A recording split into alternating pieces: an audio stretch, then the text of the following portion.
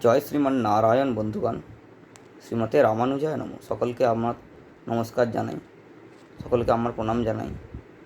আর গীতার কোন শ্লোক বলুন তো? গীতার কোন শ্লোক যে শ্লোকটা পড়লে ভগবদ্গীতা, পুরো ভগবদ্গীতাকে পড়া সমান? বলতে পারবেন সেই শ্লোকটার নাম? সেটা শ্রীকৃষ্ণ অর্জুনকে বলেছিলেন, ঠিক আছে?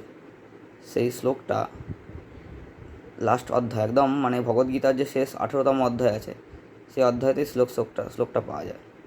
সে শ্লোকটা হচ্ছে, সর্বধর্মান পরিত্যাজ মাম একম শরণম ব্রজ, অহম ত্বাম সর্ব পাপেভ্যো মোক্ষয়িষ্যামি মামসুচ।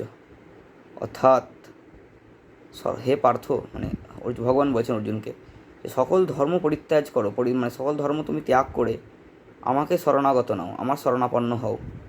এখানে ধর্ম বলতে কি? ধর্ম মানে যত রকম কর্তব্য আছে।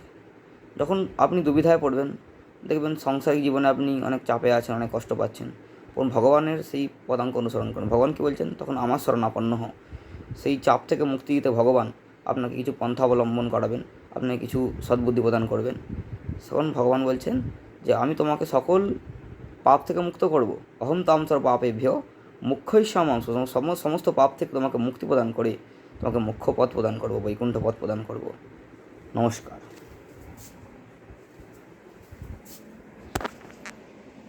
নমস্কার।